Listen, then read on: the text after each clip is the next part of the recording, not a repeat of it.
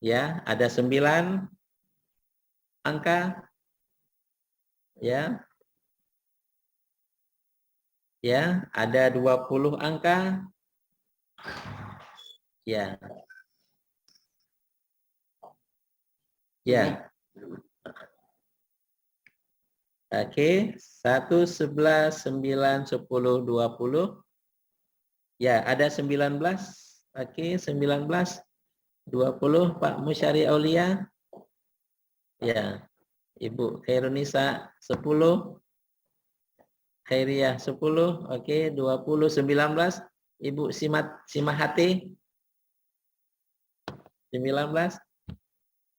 Oke, 19. Baik, sangat beragam juga ya.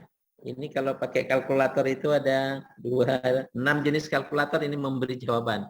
Ada 11 ya, 11 masuk tadi. Oke, Bapak Ibu saya pengen tahu dulu alasannya yang satu itu kenapa ya? Satu angka 9-nya.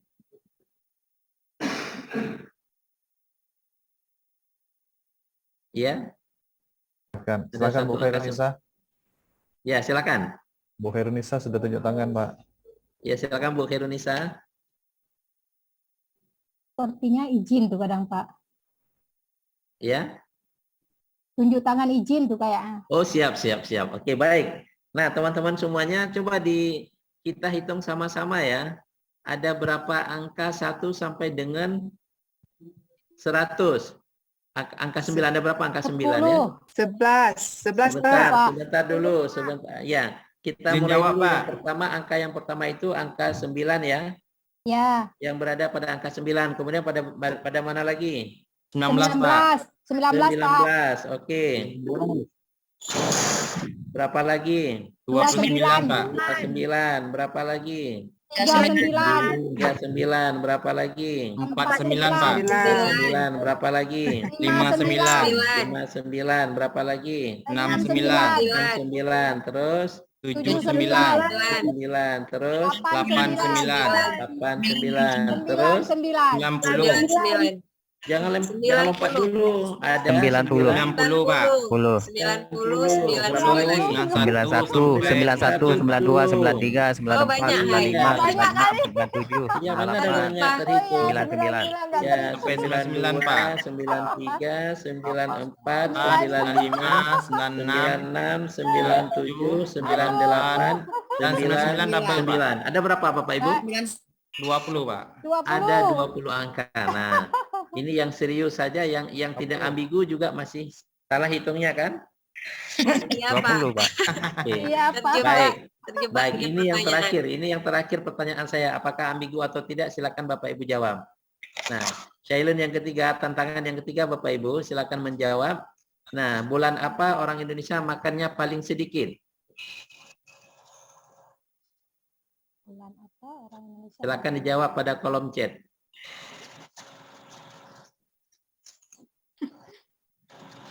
Bulan tua. Ya.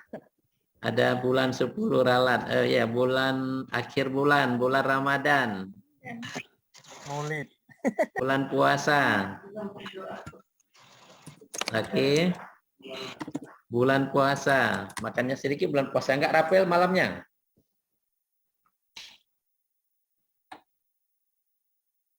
Oke, silakan dijawab lagi, teman-teman.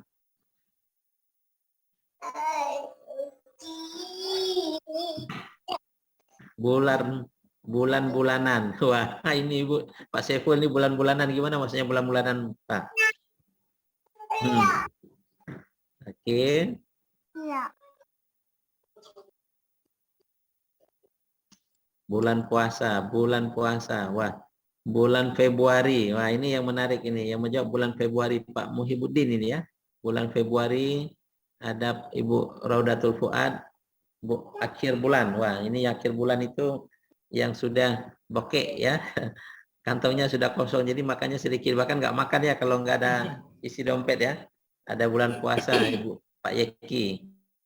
Bulan Februari Ibu Zahara. Baik, ya. Oke, baik. Jadi mana sih jawaban yang benar yang makan sedikit? Benarkah memang kita makan sedikit bulan puasa Bapak Ibu?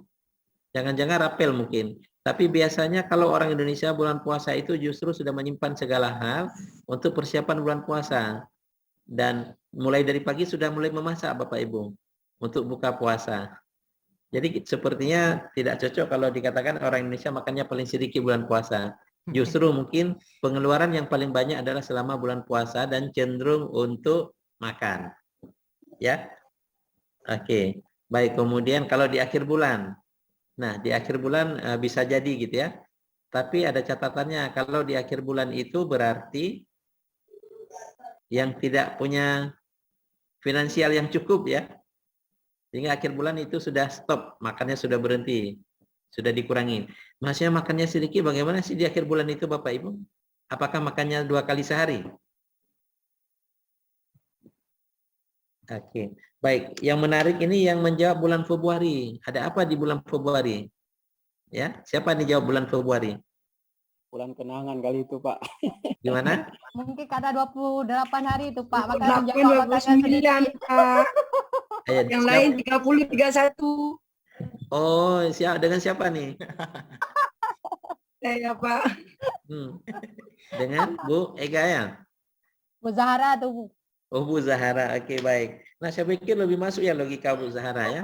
Karena kan kalau dihitung hari bulan Februari itu kan cuma jumlah harinya 28 atau 29 untuk tahun kabisan. Jadi kalau dihitung jumlah harinya berarti dari jumlah hari sudah pasti bulan Februari itu makannya paling sedikit. Karena 28 hari dia makannya. Kali 3 kalau makannya sekali 3 kali ya. Sehari 3 kali. Nah, ya baik. Terima kasih Bu Zahara sudah mencoba menjawab pertanyaan kami dan logikanya sudah sangat masuk gitu ya. Oke, baik Bapak Ibu, kita mulai sekarang pembelajaran kita ke harmoni agama dan budaya Indonesia. Baik Bapak Ibu, saya awali materi kita dengan pertanyaan ya. Kalau bicara agama, apa sih yang kebayang di Bapak Ibu tentang agama itu sendiri? Apa itu agama? Aturan, Pak. Ya, silakan dijawab ya satu-satu. Silakan dijawab satu-satu. Keyakinan Pak. Agama itu keyakinan gitu ya. Oke, baik. Yang lain? Peraturan, Pak. Baik, Suatu keyakinan. jalan, Peraturan apa lagi? Suatu jalan yang ditempuh. Dari Allah, Pak. Ya, Pertanyaan, Pak. Aturan dari Allah. peraturan dari Allah. Kalau itu agama Islam ya. Ya. Percayaan Pak. Kepercayaan. Sudah tadi keyakinan, peraturan dari Allah. Kalau kita ingin definisikan agama itu apa sih? Bagaimana? Bapak Ibu mungkin pernah membaca, sudah membaca modul. Apa itu definisi agama?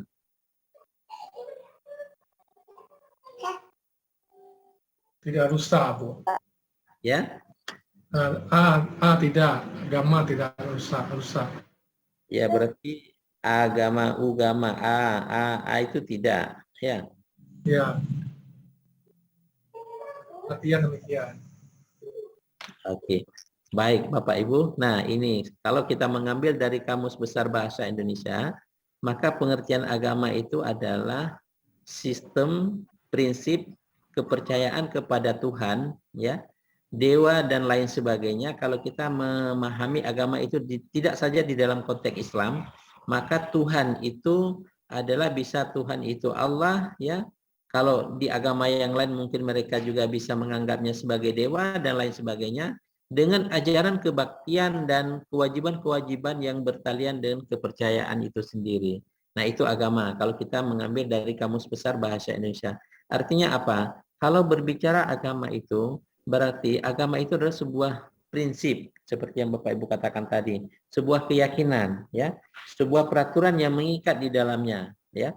Kalau Islam itu ada ikatan-ikatannya, Kristen juga demikian, Hindu juga demikian. Nah, itu agama. Jadi agama itu adalah sebuah sistem atau prinsip kepercayaan kepada Tuhan dengan ajaran kebaktian dan kewajiban-kewajiban yang bertalian dengan kepercayaan tersebut. Artinya ketika kita menganut, mempercayai sebuah agama, katakanlah kita sebagai umat Islam, kita percaya bahwa Islam itu adalah agama yang benar. Dan dengan demikian, maka kita akan melakukan kewajiban-kewajiban yang telah ditetapkan di dalam Islam sendiri. Amar ma'ruf nahi mungkar. Jadi akan menjalankan semua amaran-amaran dan meninggalkan semua larangan-larangannya. Itu yang dimaksud dengan agama. Dan saya yakin teman-teman semua dari manifest peserta yang hadir di dalam media ini adalah orang-orang yang sudah tahu persis apa itu agama dan adalah orang-orang yang percaya kepada agama. Nah, baik, Bapak Ibu, agama itu sendiri dapat diklasifikasikan dalam berbagai perspektif. Menurut Harun Nasution, maka agama itu bisa berupa monoteisme, bisa berupa henoteisme, bisa berupa politeisme, bisa berupa dinamisme, bisa berupa animisme. Ada 5 klasifikasi agama menurut Harun Nasution. Bapak Ibu, kalau kita ingin tahu masing-masingnya itu kira-kira bagaimana yang dikatakan dengan monoteisme? Ya, Bapak Ibu. Ada mono, istilahnya ada heno, ada poli, ada dina, ada eni. Animis. Monoteisme itu Ya. mono itu kan satu ya Pak, percaya kepada satu kepercayaan. Bisa jadi satunya itu Tuhan yang Maha Esa. Iya. Poli itu banyak, politeisme berarti percaya kepada biasanya sih dewa-dewa pada zaman dulu, disebut politisme. Dinamisme itu percaya kepada benda-benda yang dianggap memiliki kekuatan. Contohnya itu seperti gunung atau pohon-pohon yang besar. Animisme percaya kepada roh nenek moyang. Nah, henotisme sih kurang tahu. Ya, henotisme itu apa? Teman-teman yang lain bisa memahami apa itu henotisme?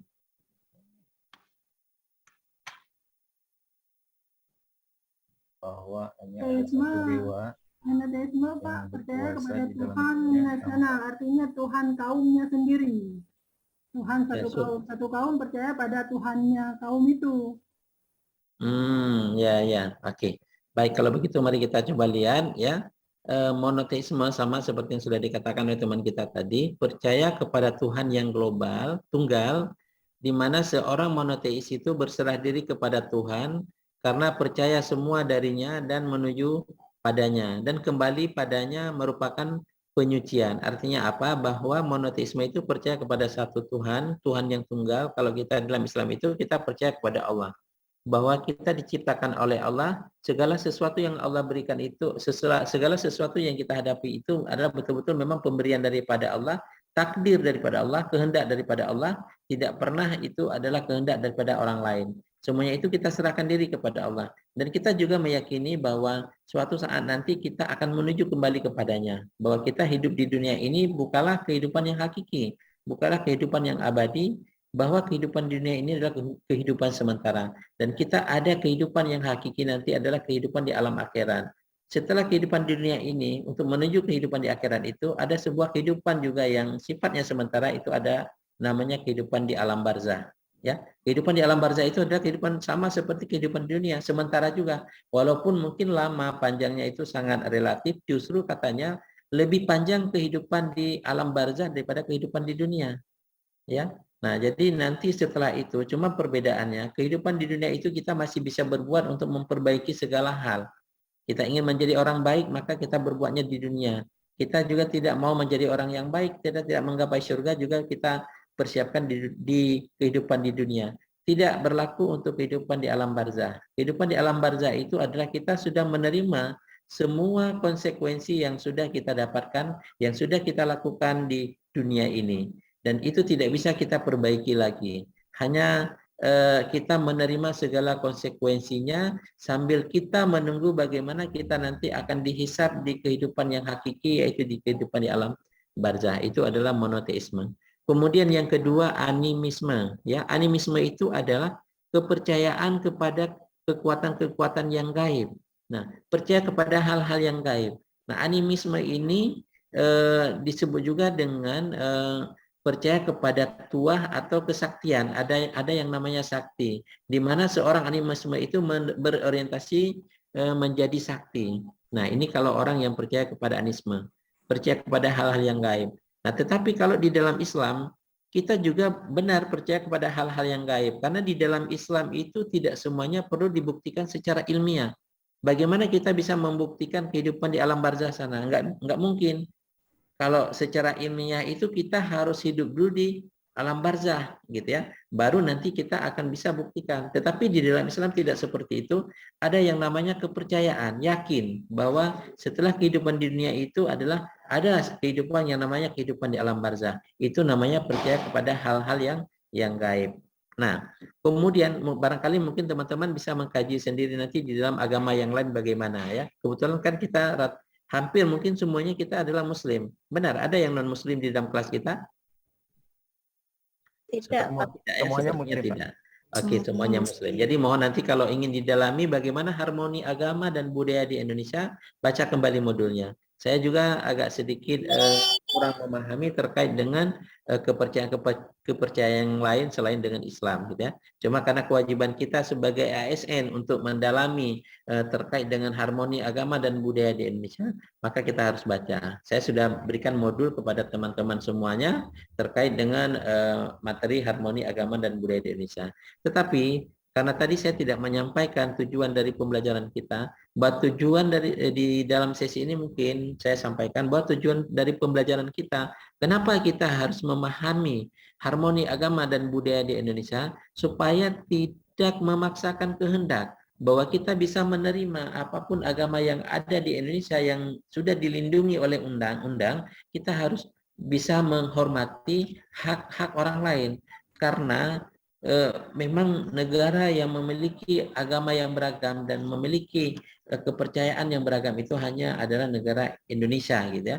Kita dilindungi beberapa agama, sehingga perlu yang namanya kekuatan, ya, kekuatan untuk mempertahankan keberagaman tersebut dengan apa? Dengan saling menghargai, dan saling menghargai itu nanti kita bisa bertahan. Karena kita bisa pahami Indonesia yang sangat beragam itu tidak mudah bisa dipertahankan. Karena keberagaman itu tidak saja dari agama, tapi dari suku, dari ras, ya kan, dari budaya itu sendiri itu sangat beragam. Beda dengan negara-negara yang lain memiliki keberagaman yang kurang atau kurang beragam, gitu ya. Beda dengan Indonesia memang yang keberagaman itu luar biasa. Nah, ini sebenarnya fungsinya ya. Kemudian yang ketiga itu ada dinamis. Nah, kalau dinamis itu adalah kepercayaan kepada roh-roh yang menempati pada setiap benda.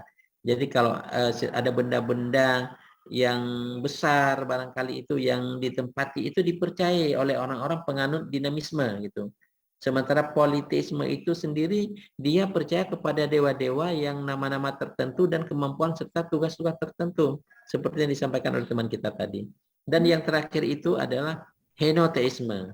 Nah, henoteisme itu percaya kepada Tuhan nasional tunggal untuk kelompoknya seperti yang sekarang dipercayai oleh masyarakat Yahudi. Ya, Yahudi itu meyakini bahwa Yahweh itu sebagai Tuhan yang memberikan kasih sayang yang khusus kepada Bani Israel. Nah, jadi Tuhan itu hanya memberi kasih sayang yang khusus kepada Bani Israel saja, tidak kepada yang lain. Ini adalah penganut daripada henoteisme, Bapak Ibu yang saya muliakan. Itu kita sudah coba lihat terkait dengan hal yang pertama tadi adalah klasifikasi agama menurut perspektif Harun Nasution. Barangkali mungkin dari kajian-kajian yang lain Bapak Ibu bisa kembangkan sendiri. Baik, Bapak Ibu, kita coba lihat bagaimana perkembangan agama di berbagai negara di dunia yang seperti yang ada di India, ya, bahwa India itu meyakini banyak dewa. Nah, namun tiga yang utama itu mereka adalah sangat meyakini kepada Dewa Brahma, kemudian Dewa Wisnu dan juga Dewa Siwa. Di mana pada Dewa Brahma mereka percaya kepada dewa sebagai pencipta, ya. Yang menciptakan itu mereka menganggapnya sebagai Dewa Brahma. Sementara setelah diciptakan itu dipelihara. Siapa yang memeliharanya? Ada Dewa Wisnu. Kemudian ada dewa yang merusak juga. Jadi ketika terjadi kerusakan di muka bumi ini berarti ada dewa yang merusak, yaitu Dewa Siwa. Ini adalah keyakinan yang dipercayai oleh masyarakat India sebagai penganut politeisme. Berbeda dengan keyakinan daripada masyarakat Mesir kuno, ya, meyakini banyak dewa, namun tiga dewa utama mereka adalah Osiris, Isis, dan Horus, gitu ya. Nah, ini kalau di Mesir kuno. Berbeda juga dengan Arab, gitu ya. Mereka percaya kepada Lata, Uzza, dan Manat. Kalau Yunani itu percaya kepada Zeus, ya, dewa Zeus, Bapak Ibu. Nah, jadi ini adalah merupakan ajaran-ajaran yang berkembang juga di Indonesia, ya, yang berkembang di Indonesia. Karena Indonesia itu adalah sebuah negara, wilayah Nusantara yang bergabung dari berbagai wilayah-wilayah yang ada di dunia, ya, menempati wilayah Nusantara, sehingga dari Nusantara tersebut terbentuklah Negara Kesatuan Republik Indonesia. Baik. Yang kedua adalah pengertian budaya. Tadi sudah agama sudah clear, ya. Kemudian yang kedua adalah budaya. Nah, bicara budaya itu adalah berasal dari bahasa dasarnya dari bahasa Sanskerta, ya, yaitu budaya. Bentuk jamaknya dari kata budi, yang berarti budi itu adalah merupakan akal, ya. Di dalam buku Karta Kuncaraningrat, nah, ini agak kepleset kita sebutkan. Kuncaraningrat itu di halaman 9 disebutkan bahwa budi itu artinya akal, akal. Nah, budi atau budaya disinonimkan dengan pikiran dan akal budi, ya.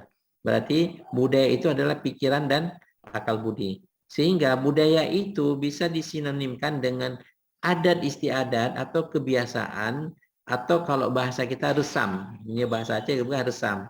Ya, beda resam antara burung melabung, beda resam antara burung Aceh Raya, beda resam itu orang utara selatan, ya kan, itu beda. Nah, jadi itu sebenarnya budaya, sudah membudaya. Kalau di dalam Islam itu kalau di Aceh itu kan ada apa namanya, adat Mbak Potumeruhum, hukum Mbak Syahwalang, ya. Kalau di Padang itu adat bersandi sara bersandi kitabullah, ya kan. Jadi adat itu bersandi sara bersandi kitabullah. Artinya adat-adat itu dia sesuai dengan syara, hukum syara. Hukum syara itu sesuai dengan kitabullah. Kitabullah itu apa? Kitab Allah itu adalah Al-Quran. Nah, ini sebenarnya sudah sangat bagus kita lihat antara budaya-budaya yang ada di Indonesia, baik itu di Aceh, di Padang, di Jawa dan sebagainya. Cuma dipengaruhi oleh kepercayaan sebelumnya, dan ini harus kita coba pahami sehingga kita juga sebagai ASN tidak terjebak di dalam budaya-budaya tidak sesuai dengan ajaran agama yang kita anut, gitu ya. Nah, baik Bapak Ibu, kemudian ada 7 unsur utama di dalam kebudayaan itu, ya, yang mempengaruhi kebudayaan itu sendiri. Yang pertama adalah sistem dari religi dan upacara keagamaan. Ini sangat mempengaruhi unsur-unsur budaya. Kemudian ada sistem kemasyarakatan juga, ya. Ada sistem pengetahuan seseorang. Juga dipengaruhi oleh bahasa, oleh kesenian, sistem mata pencaharian, sistem teknologi dan peralatan. Ini merupakan unsur-unsur kebudayaan, ya, yang mempengaruhi kebudayaan itu sendiri. Ada 7 unsur.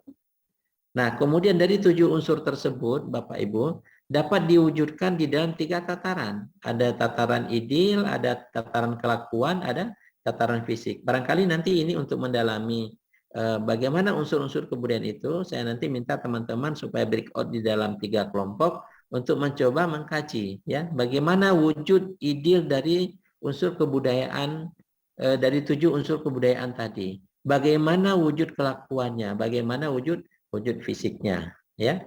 Oke, baik Bapak Ibu, saya coba lanjutkan keragaman agama di Indonesia. Yang kita tahu bahwa Hindu itu memiliki 4 teori dalam kedatangannya. Ada teori Bumi Putera, ada teori Kesatria, ada teori Brahmana, ada teori Wisnu. Nah, ini silakan nanti Bapak Ibu coba lihat kembali dalam modul yang saya coba sampaikan atau saya coba submit di LMS kita.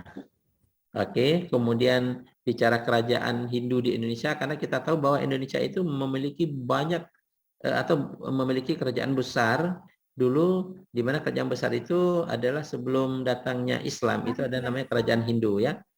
Yang pertama itu ada kerajaan Majapahit, ya, kerajaan Mataram, kerajaan Pajajaran, dan kerajaan lain-lainnya, ada kerajaan Kediri, ya kan Bapak Ibu, ya.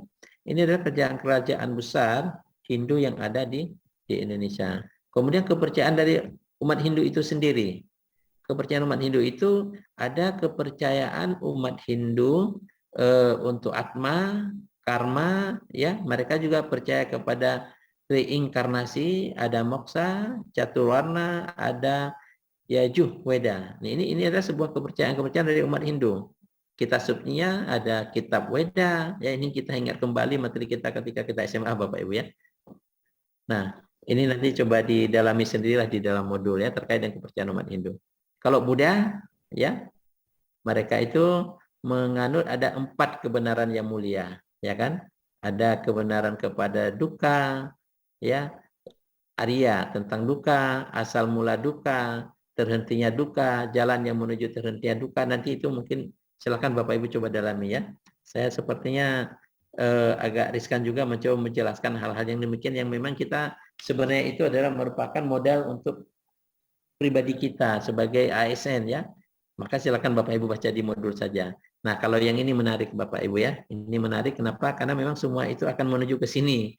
Kenapa? Karena ini adalah rukun yang perlu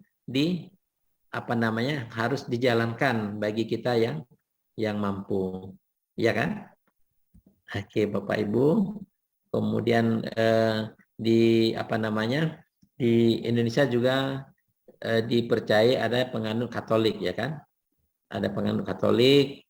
Kemudian Katolik itu pertama menginjak kakinya di Nusantara ini kan melalui Matius ya. Biarawan Katolik Order Francis dari Italia. Jadi Matius ini dia memang datang ke Indonesia ya. Waktu itu kan masih wilayah Nusantara ya kan. Dia mengunjungi Sumatera, mengunjungi Jawa, mengunjungi Banjarmasin itu jauh di tahun 1330 itu sudah datang ke Indonesia sehingga berkembanglah yang namanya Katolik di Indonesia karena hadirnya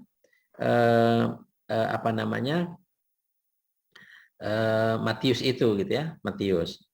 Nah, kemudian ada Protestan ya, Kristen. Kalau tadi kan Kristen Katolik, sekarang Protestan, ada yang protes gitu. Kenapa protes? Mereka muncul bersamaan dari dari protesnya Martin Luther ya terhadap gereja Katolik. Sehingga lahirlah 4 aliran besar di dalam yang mereka protes, ya kan? Karena ada Kristen yang ortodok dulu katanya, kemudian yang tidak percaya kepada Kristen ortodok itu mereka protes. Sehingga lahirlah yang namanya Kristen Protestan. Nah, ini adalah Martin Luther. Dia membuat doktrin dengan karunia ilahi melalui iman yang berbasiskan kepada Alkitab saja. Ya, doktrin ini terkait dengan kritik tajam Martin Luther terhadap Paus ya di gereja Katolik di Roma. Nah, ini kan yang yang menjadikan diri sebagai orang yang protes terkait dengan Kristen Ortodok. Ya, barangkali itu mungkin sekilas Bapak Ibu terkait dengan materi paparan harmoni agama dan budaya di Indonesia yang sudah saya coba kemas dalam beberapa slide sebagai highlight dari modul yang sudah saya berikan kepada Bapak Ibu. Ya, barangkali untuk adanya feedback dari Bapak Ibu mungkin ada yang perlu kita diskusikan. Silakan Bapak Ibu.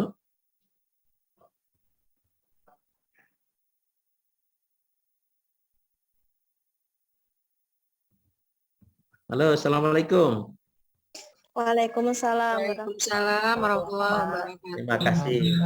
Saya tidak berbicara sendiri ya. Oke, baik, ada respon dari Bapak Ibu? Assalamualaikum Pak. Dengan siapa? Dengan Pak Iksan. Ya baik Pak Iksan. Ini Pak, dari materi yang Bapak sampaikan tadi itu yang dari Kristen Protestan Pak. Iya, yang protes. Kan, Pak, ini Pak dari slide yang Bapak sampaikan tadi kan ada, ini saya timbul pertanyaan gitu Pak ya. Di Kristen itu kan ada 2 Pak, Kristen Katolik dengan Kristen Protestan. Ya. Kalau kita lihat Pak dari yang disampaikan oleh si Luther tadi, kalau yang di Katolik itu Pak, mereka kan mereka percaya bahwa manusia itu bisa menghilangkan dosanya itu melalui paus Pak ya. Sementara kalau di Kristen Protestan itu manusia itu misalnya dosa-dosa manusia itu bisa hilang dengan adanya ayat-ayat dan dari ilahi. Itu yang menurut saya yang saya baca tadi, Pak. Apakah itu jadi kalau kita lihat yang di Kristen itu mana Kristen yang kira-kira Kristen yang benar gitu, Pak? Apakah Protestan atau Katolik? Karena kalau kita lihat tadi itu yang di Kristen Protestan itu bukan ini Pak ya, hampir berdekatan dengan Islam, Pak ya. Karena dari Islam kita percaya pada Allah dan kitab. Dan di Kristen Protestan juga mereka percaya kepada kitab-kitab dan ilahi. Oke Pak, gitu aja Pak. Terima kasih. Assalamualaikum warahmatullahi wabarakatuh. Waalaikumsalam warahmatullahi wabarakatuh. Ini menarik dan sudah sangat didalami, saya pikir ya. Kita mencoba melihat konsep agama Kristen gitu ya. Ada Kristen Katolik, ada Kristen Protestan. Nah, di sini saya coba lempar dulu kepada teman-teman yang luar biasa di sini dari manifest yang saya lihat itu orang-orang yang hebat. Barangkali mungkin sebelum saya coba tanggapi ada yang ingin berargumentasi. Ya, silakan Bapak Ibu menanggapi pertanyaan. Dengan siapa tadi yang bertanya? Iksan Pak. Pak Ihsan ya, oh iya Pak Ihsan. Nah, ada teman-teman yang ingin menanggapi pertanyaan Pak Ihsan? Mencoba menanggapin. Dengan siapa? Nurlai Lisa. Silakan Ibu Lisa. Ini kita sedikit belajar sejarahnya mengenai Kristen Katolik dengan Kristen Protestan. Nah, jadi kenapa lahirnya agama Kristen Protestan itu kan awalnya cuma ada Kristen Katolik. Di Kristen Katolik ini yang saya tahu mereka mengenal namanya Bunda Maria, sedangkan Protestan adalah Yesus. Setahu saya Pak. Lalu lahirnya agama Kristen Protestan itu karena adanya tadi kan pada masa Kristen Katolik itu yang sangat mendominasi namanya adalah kaum gereja yang disebut dengan Paus. Ketika itu di Romawi itu sama Yunani yang sangat berkuasa itu adalah si Paus. Segala sesuatunya itu diatur oleh Paus. Seorang raja tidak akan dinobatkan menjadi raja kalau tidak dinobatkan sama Paus, maka nggak diakui sebagai raja. Nah, jadi ketika itu kesalahan si Katolik adalah Paus mereka menjual yang namanya surat pengampunan dosa. Surat Albab atau Indulgenesa gitu, pokoknya ada surat pengampunan dosa. Siapapun yang punya surat pengampunan dosa itu maka dia dijamin masuk surga. Nah, itulah kesalahannya. Jadi berarti orang-orang dari mana surat pengampunan dosa itu didapat? Dari kalau kita membelinya kepada si Paus. Nah, jadi di situ muncullah seorang tokoh yang namanya Martin Luther. Ketika itu di Eropa Yunani masuk namanya abad The Dark Age atau zaman kegelapan yang mana semuanya dikuasai sama Paus. Jadi masyarakat itu nggak bisa bebas berpikir. Karena segalanya dogmanya itu adalah gereja dan Paus. Maka muncullah si Martin Luther. Martin Luther itu mengembangkan kembali pengetahuan kitab-kitab yang dulu itu sempat berkembang di Yunani sama Romawi. Diterjemahkan dialah sehingga masyarakat Yunani sama Romawi mereka membaca kebenarannya. Ternyata ajaran Paus selama ini adalah tidak benar. Jadi disitulah lahir yang namanya reformasi gereja yang dibawa oleh Martin Luther. Di reformasi gereja ini maka muncullah yang namanya agama Protestan. Jadi kalau yang sekarang saya baca bedanya kalau mereka Katolik itu adalah di Bunda Maria, lebih percaya sama Bunda Maria, kalau Protestan Yesus.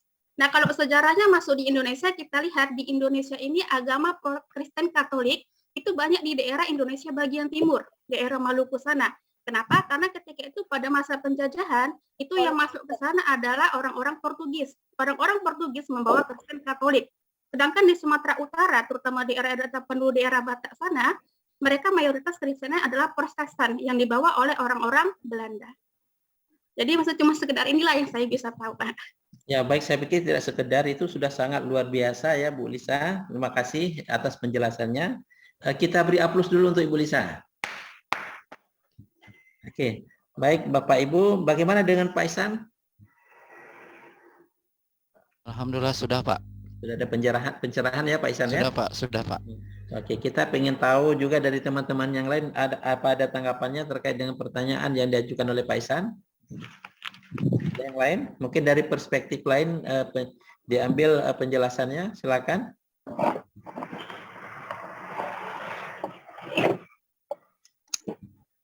Prof. Oke, baik.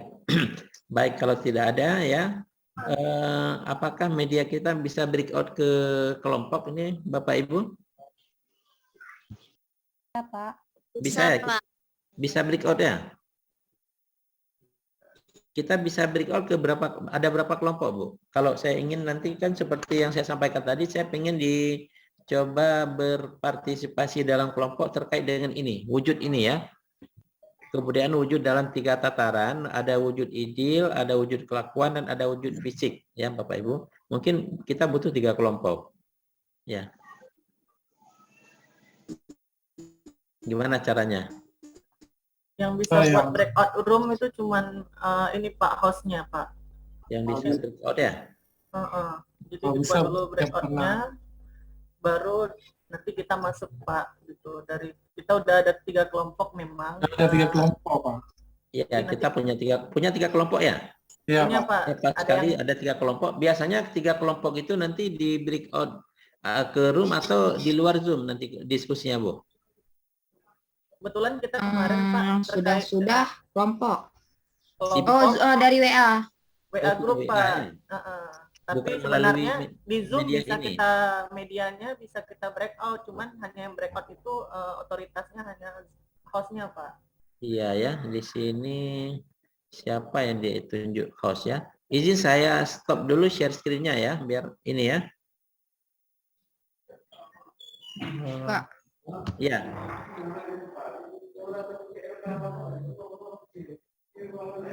Kalau di saya tidak muncul ini apa namanya? Oh ya, ini ada breakout room-nya. Breakout-nya, choose breakout room. Oh, cuma yang ada breakout room di jenis pelatihannya ini ya.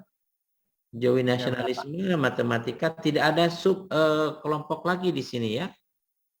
Ada Pak. Jadi co-hostnya Pak Zulhan, Pak. Mungkin Pak Zulhan yang bisa membentuk itu. Kita minta ya, sebentar saya coba minta dulu ya.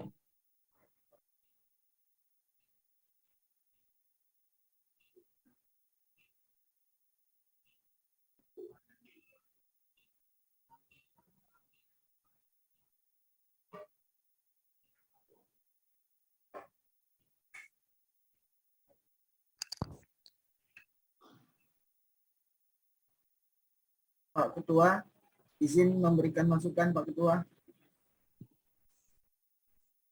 Silakan Pak, silakan.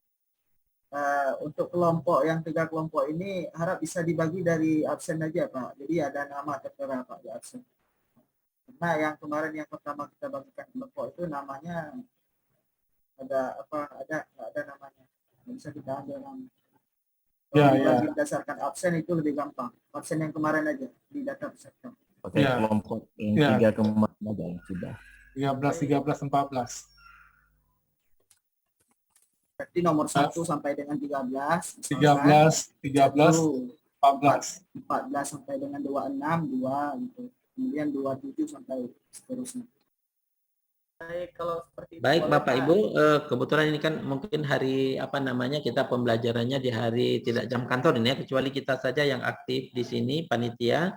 Saya tadi sudah mencoba menghubungi PIC, tidak terhubung. Bagaimana kalau misalnya biar jalan di sini kita bagi di dalam 3 kelompok Bapak Ibu, bisa menggunakan media WA juga, kita masih juga bisa menggunakan media yang ini Bapak Ibu. Link Zoom kita ini masih tetap bisa kita gunakan, tetapi hanya bisa digunakan oleh 1 kelompok. Sementara kelompok yang lain mungkin bisa bergabung di dalam grup WA. Bagaimana? Bisa Pak. Bisa ya? Minta bantu Pak Ketua, siapa kira-kira yang bertahan di dalam grup ini dan juga yang bisa keluar untuk di dalam kelompok grup WA. Siapa Pak Ketua kira-kira? Baik Pak, jadi kita keputusannya untuk pembagian kelompok tadi udah disampaikan terkait absensi yang ada di grup. Jadi nomor urut 1 sampai 13 itu adalah kelompok 1, kemudian 13 dan seterusnya, dan seterusnya itu kelompok 2 dan 3. Nah, untuk yang masih berada di grup ini, di Zoom ini, dari kelompok 1 sampai 3 ini, saya juga bingung Pak, gimana ini pemilihannya, apakah kita harus cabut lot, kan nggak mungkin ya Pak ya, ataukah memang kelegowoan teman-teman, kira-kira apakah kita kelompok 1 atau kelompok 2 atau kelompok 3 yang ingin berada di Zoom. Selebihnya maka di WhatsApp group. Ada saran Bapak Ibu? Ya, kalau menurut saya langsung saja Bapak, yang nomor 1 13 saja. Biasa kan yang nomor pertama itu memang menjadi utama gitu kan. Oke, siap. Nah, nomor 1 sampai dengan 13 itu Iya, Pak. boleh ya? Boleh, Pak. boleh. Oke, nomor 1 sampai 13 itu masih bertahan di media Zoom ini, silakan berdiskusi.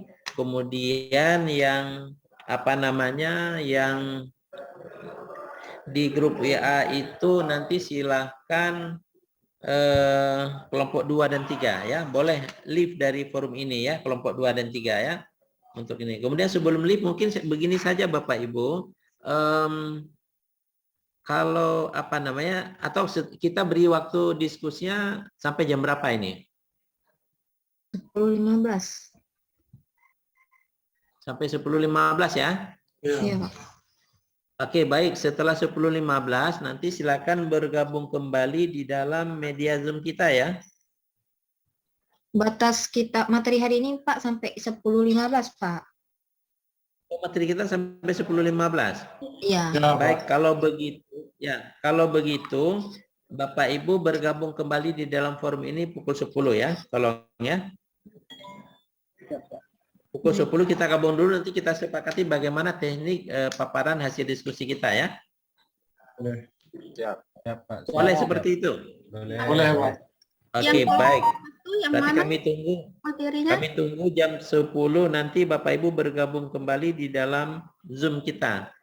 Sekarang boleh leave kelompok 2 dan 3 dari Izin, room Pak. ini, Izin tinggal tanya, kelompok Pak. 1 yang berada di dalam room ini. Pak izin Jelas. bertanya, Pak. Halo Bapak Pembicara. Ya, saya mendengar, silakan. Baik, mohon maaf sebelumnya. Kita hari ini mendapatkan tugas. Kemudian